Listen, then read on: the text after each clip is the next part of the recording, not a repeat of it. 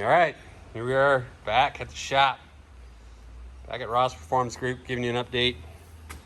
We've done the fuel system, got the battery and the center console back in. There's been a lot. Let me just run through this. So, fuel system is all plumbed and rewired. The gauge of wire that they gave, and also I went with a lot bigger pump.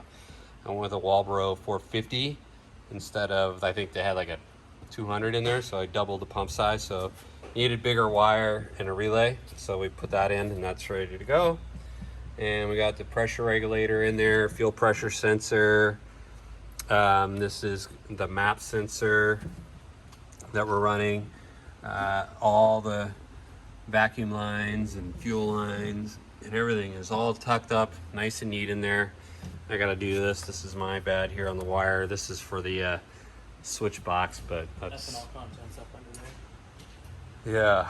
Oh yeah, and our fuel flow sensor for the ethanol is tucked right there, right on the box. Very nice. So now I can run any kind of fuel and it'll just auto tune for it. Well, auto adjust according to what we tell it. Change the fitting on the back of the Packard intake manifold so that we could run the line for it. And then also the sensor, this is air temp, right? Yeah, we drilled at the top there. Yeah. Yeah. So we had to like drill and tap and to put the sensor there. So that's on there. Pretty much mostly, I mean, we're getting really close. So the coil packs are on, all the wires are installed. The factory harness is on and all installed. The new injectors are in. The new injector pigtails are on there. The old injector pigtails are on here temporarily just in case we have a problem. We have to do anything, but they won't be used because the Motec will be doing that. A new block so we can distribute all our boost references. Got all the vacuum lines run down, or the lines for the wastegator in there. Turb skis on there. The boost control solenoid is mounted and ready to go. The boost lock, I moved the control solenoid to this side so we can have room for all the fuel stuff on that side. So I just had to modify the bracket and flip it around and then re-drill it so that the solenoid would be in a direction that we wanted to face. So it's ready, man. It's getting there. We're getting excited. You know, we're, like I said, we're on a tight deadline, so we're just powering through. Spark plug wires since the last video as well. Yeah, so new spark plug wires that are made. So what are they off of, Josh? B series Honda VTEC. Okay, so yeah, and then you gotta cut the boot. You just cut the end off. Yep. Take this boot off. Cut at that line. Right there. Yeah. And then put it back together. I can't get this one apart because they glued it really well, but the other three slid right out. Right, and then you'll have to put a different end on for the coil pack because it uses an old school type. Standard like tower coil plug. Yeah, tower coil plug. Yeah, exactly. Yep. That's the plug. That's the plug you need.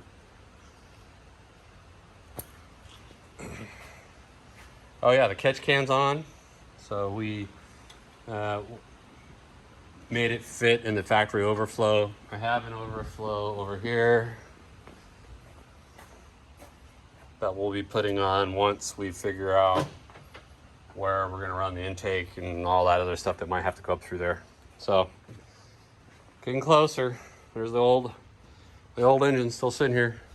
Anyway, anything special, unique, or anything that we discovered? Oh, the rear drain. This isn't completed yet. We're going to do a hose, but we're just doing this for reference.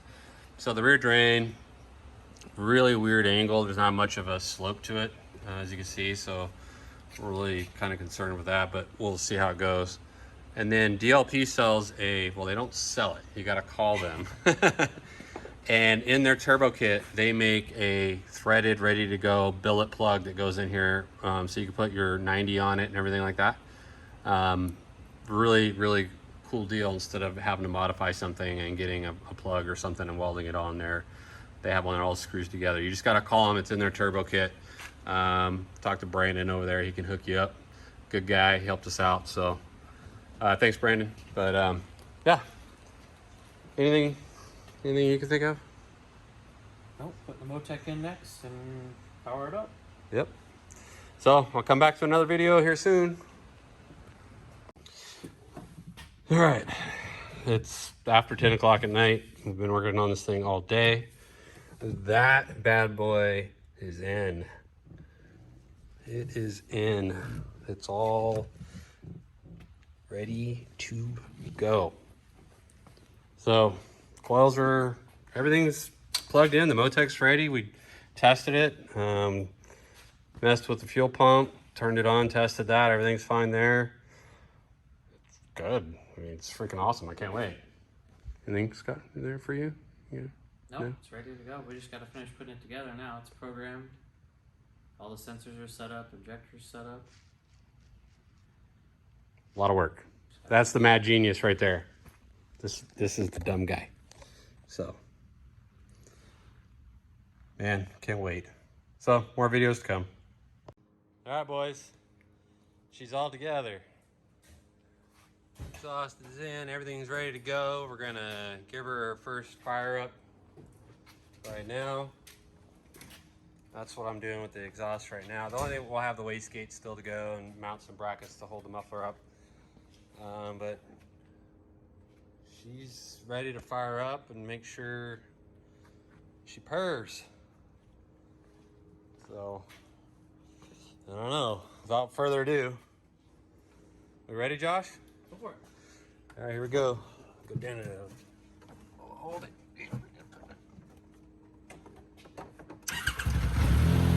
Hell yeah!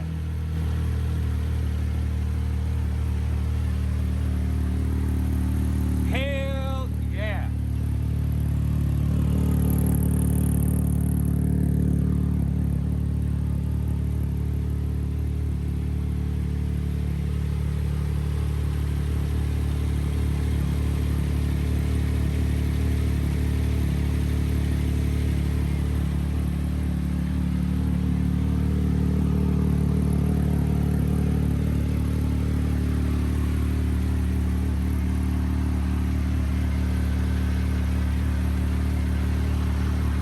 Good job. Ross Performance Group in the house every time. Here we go, buddy. Good shit. Mastermind right there. Hell yeah. I'm so excited, man. I'm so happy.